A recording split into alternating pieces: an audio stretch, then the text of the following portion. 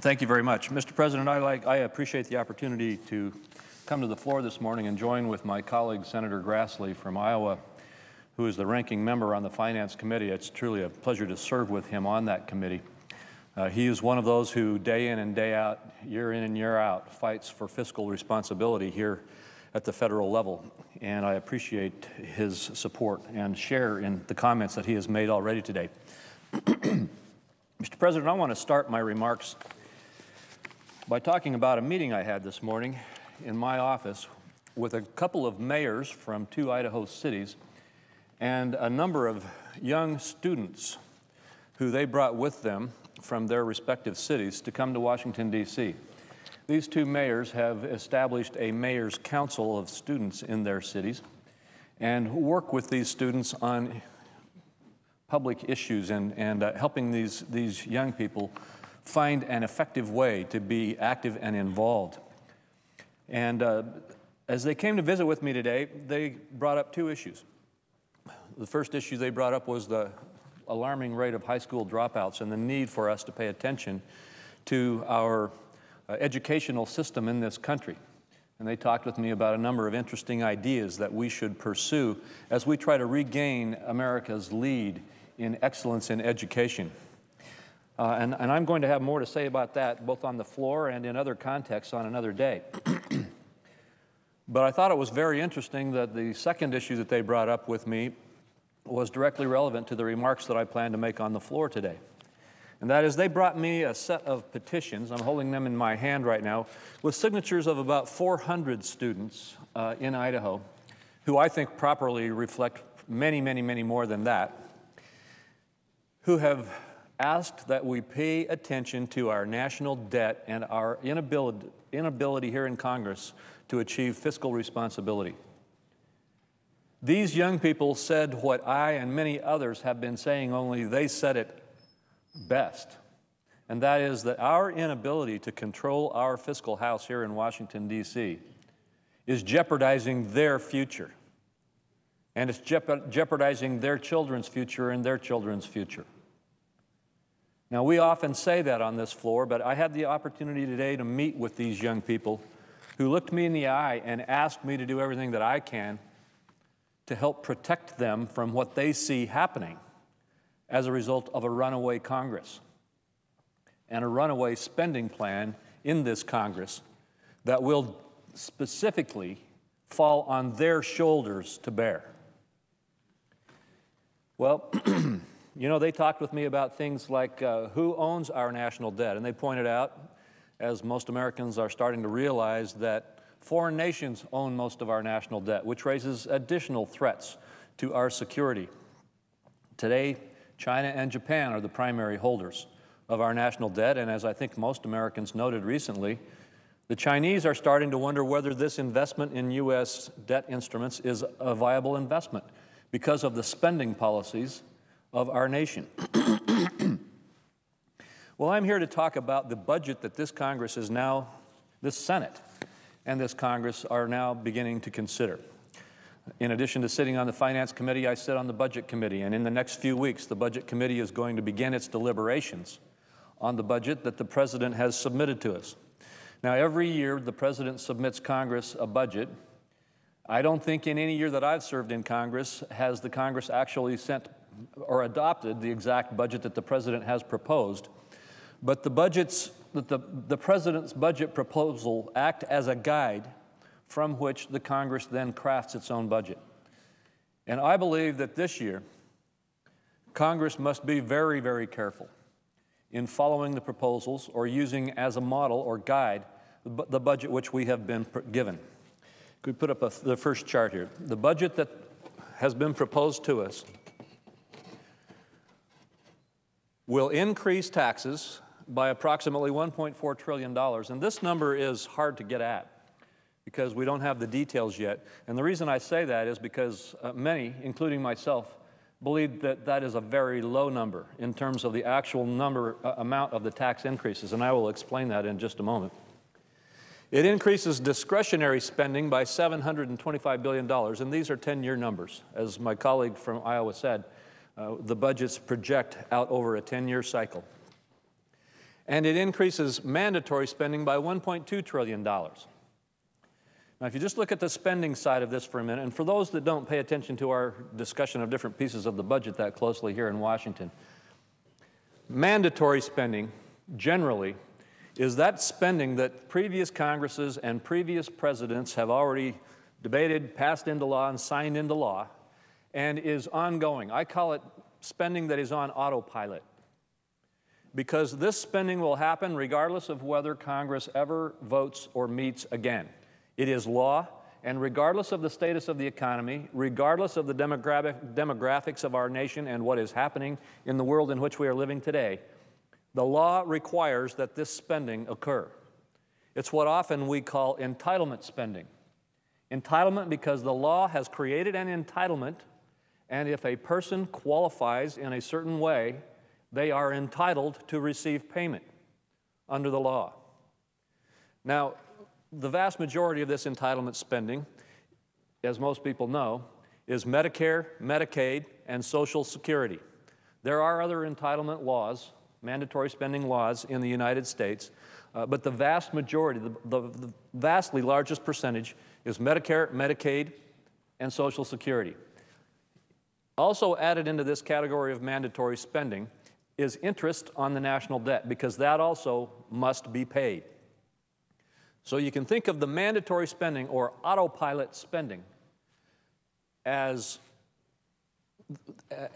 basically this column here that represents about two-thirds, roughly, about two-thirds of all the spending in each year's average budget.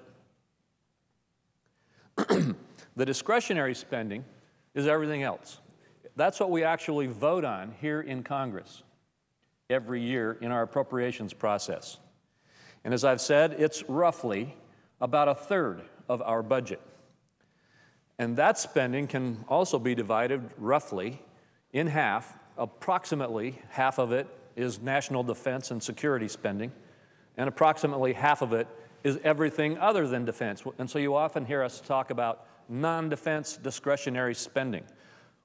That's what we're talking about, is the things that Congress actually votes on every year. Together, our discretionary spending and our mandatory spending are the spending side of our budget.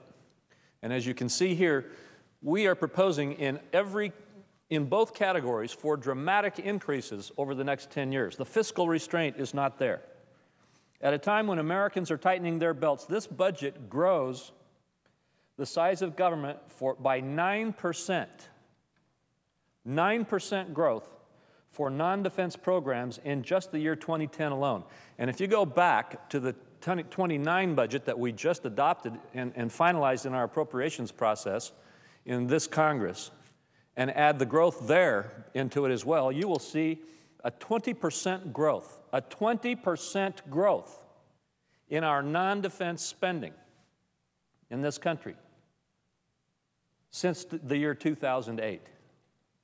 The fiscal restraint is lacking in this budget proposal. In fact, there is only one category of this budget in which there is any actual reduction in spending, and that is in the defense side of the ledger. And there are actual proposed reductions in defense spending in the President's budget, but only in that category. If we look at the tax side for a moment, you can see there are $1.4 trillion of new taxes. And as I said a minute ago, that number is kind of hard to quantify. Now, why is that hard to quantify? Well, the President has said that his tax policies would reduce taxes for 95% of American taxpayers. That statement can only be accurate if you only look at one kind of taxes, namely income taxes. And I believe that it is correct that in the income tax category, there will not be an increase for the vast majority of Americans, and in fact, for most Americans, we might actually see a reduction. But if you look at all of the other proposals for tax increases and tax adjustments in the President's budget, you see that there is going to be a huge increase in tax payment by Americans in every category of income in this country. Those taxes include things such as a a brand new, and this is the part that makes it difficult to give a final number, a brand new tax on energy. It's part of what some have called the cap and trade proposal that the President has made on carbon fuels. Others have called it a cap and tax approach. The point, however, is that under this new energy proposal, somewhere between $600 billion and $2 trillion of new cost will be put on carbon-emitting energy sources, and Americans will pay those increased costs, primarily in their utility bills. The President himself has said that this proposal would cause electricity rates to skyrocket. We don't know exactly to what level, but everyone who uses electricity, everyone who pumps gas at the gas station, everyone who uses natural gas can expect to see, and we don't know the details yet, which is why we can't give the details on the numbers, but they can expect to see significantly increased costs for them in their household budgets. Now, some would say, well, that's not a tax. That's just a fee. Or it's just an increase in the price of your electricity as a result of some national policies. But however you say it, the fact is that there is a projected revenue to the federal treasury to come from people who will pay more on their electricity bills and pay more on their gasoline and other fuel bills that will be somewhere in the neighborhood of $1.4 trillion. Many of us think it's going to be closer to $2 trillion. And the list goes on. It's proposed that the capital gains and dividends tax rates go up. Some argue that that only hurts wealthy people. In fact, the argument made on this floor so often is any tax increase is justified as being a tax increase on only the wealthy. Well, if you look at dividends and capital gains and look at the kinds of people in this country who own stock, either in their own individual account or through a pension fund, it reaches far deeper than just the wealthy. And the people who are impacted day in and day out by having to pay tax on dividends and capital gains are far more people than simply those who are the so-called wealthy. And the list goes on. The bottom line is that the budget will raise taxes by about $1.4 trillion and raise spending both in discretionary and mandatory levels, a greater amount. Now, let me look at this last category here. It's called mandatory savings. The number there is 0. Now, why did we have that column there? In order to change, remember the law I told you about earlier, the entitlement programs are already the law. If we are going to change and gain savings in this category of mandatory spending, we have to literally vote to change the law. And it takes 60 votes in the United States Senate to do that because we always face a filibuster when we try to find savings in this category of entitlement spending. But in the budget proposal that the Budget Committee will put forward, the Budget Committee is allowed to propose that there be savings here. And then if the Budget Committee can get that proposal adopted in the budget, then our respective committees of jurisdiction in the areas where the entitlements lie are required by the budget to find those savings and make law change proposals to Congress so that we can achieve some savings here. The reason I've got this column here is because in the budget that has been proposed, there are no savings proposed. There is not even a request that $1 of savings be found in the entire entitlement system. That's wrong also. Now, let's go to the next chart. Mr. President, this is a chart that shows the deficits that we expect to face, not the national debt, but the deficits, the yearly deficits that we expect to face. That means the amount of money that we will spend beyond our projected revenue. The blue line is what we call the BEA baseline. What that means is that's current law. If we don't change any law and don't do anything in Congress and don't put any more increase of spending into place, what would our deficits look like? And you can see there's a big spike here in about 2009 and 2010, and then it drops off dramatically. And under current law, it tails down rather dramatically over the next 10 years. Now, one of the reasons that it goes down so dramatically over the next 10 years is that we have a number of tax cuts that were passed in the 2001 and 2003 timeframe that are going to expire, which means that if we do nothing, taxes are going to go up dramatically, and you're going to see the deficit drop dramatically because everybody's going to be paying a lot more taxes. If we allow those tax cuts to stay in place, and I believe we're starting to get some consensus here that we do that, then this line for what current law would be with those tax cuts being allowed to stay in place would be somewhere between these two, between the red line and the blue line. The point I want to make, though, is the red line is the proposed budget that we are now dealing with. And as you can see, the spending in excess of revenue is dramatically higher than current law under the proposed budget. There's another point that needs to be made, and this chart shows it, I think, as well as anything. The President has said that his goal is to reduce the deficit by half in the next 4 to 5 years. But as you can see by the chart, that will happen anyway under current law. Now, why will that happen anyway under current law? That will happen anyway under current law because this spike that we are looking at here is the result of the phenomenal spending spree that Congress has been on since last fall. You may recall, actually even going into the spring of last year, you may recall Congress, to stimulate the economy, passed a $158 billion bill, I think it was, for rebate checks, to send rebate checks out to Americans so they could stimulate the economy. Well, we've seen that that didn't actually stimulate the economy, but it did add $158 billion to our spending. Then we had the $700 billion TARP bill, 350 under President Bush and 350 under President Obama. Then we had the $800 billion stimulus package, much of which we'll be spending out in this time frame. And we've had the auto bailout, which actually part of that, most of it so far has come from the TARP dollars. But we are seeing a phenomenal spending spree by Congress, which is driving these deficits in the next 2 years up dramatically. But assuming, and this is an important assumption, assuming Congress does not continue this pattern of bailouts and that Congress does not continue this pattern of $800 billion stimulus spending bills, then we should see this spending rate at Congress drop back down.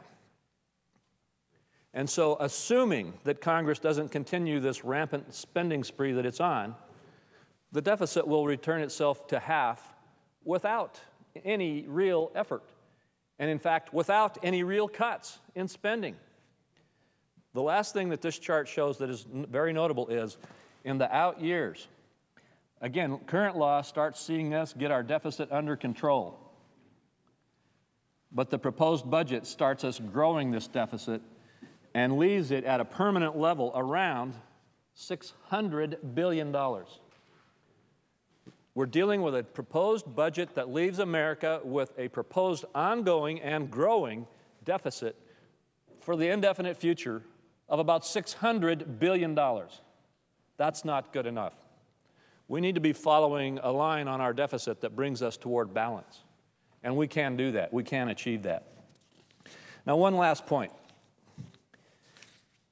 As I said on the Budget Committee, and we had Secretary Geithner before us to talk about this budget last week. In his comments, Secretary Geithner acknowledged that the tax increases that are being proposed here, the ones that I had in the previous chart, are going to actually harm our economy in our effort to build back right now. He acknowledged the point that this is the wrong time to be increasing taxes, and that taxes at this time would have a chilling effect on our ability to re-stimulate our economic activity.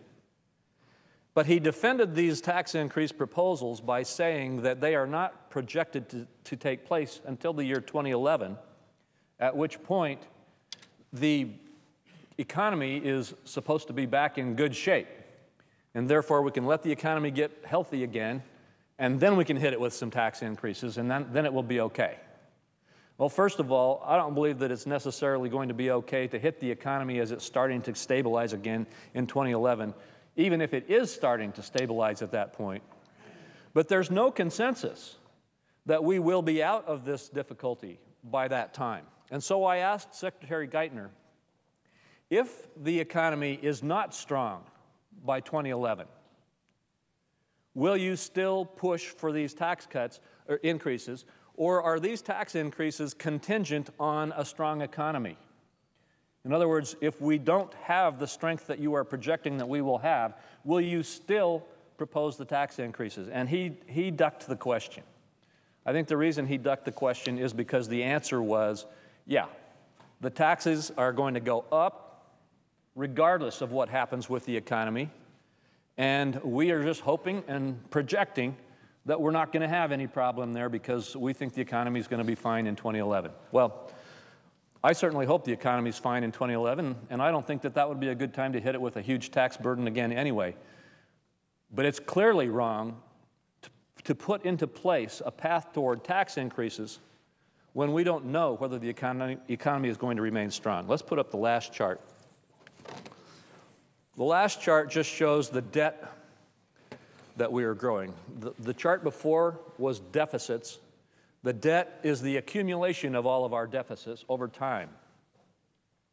If you'll see, right in here and around the 2009 timeframe, we were at around 6 trillion. Actually, it was growing up into the 7 and 8 trillion level.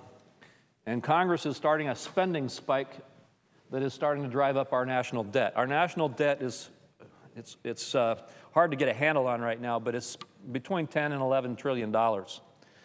And it's projected that our national debt, the debt held by the public, and there are different pieces of the debt, but that the debt held by the public, that's the debt that we talk about when we talk about China and Japan and other nations buying our bonds and the bonds the pension plans buy and so forth. The debt held by the public under this proposed budget will double in 5 years and triple in 10 years. That is remarkable, and it's scary that we could have a budget that proposes a wall of debt like this and does not put into place any kind of spending restraint proposals, adds increased taxes, which will make it harder for our economy to keep up with this spending level, and proposes no effort to address the entitlement growth that is probably the biggest driver of spending in the federal budget. I guess I should clarify that. It's the biggest driver except when Congress gets engaged in stimulus packages and bailouts, at which point Congress becomes the biggest driver. But assuming that we can stop the tendency here in Congress to spend as rapidly as we've been doing in the last 6 months, then we must then turn our attention to the entitlement programs and begin to find a way to find savings in them. So, Madam President, I'll conclude with this. Many have said on this floor that this budget spends too much, taxes too much, and results in too much debt. It couldn't be said more succinctly or better. This budget jeopardizes the economic strength of our nation.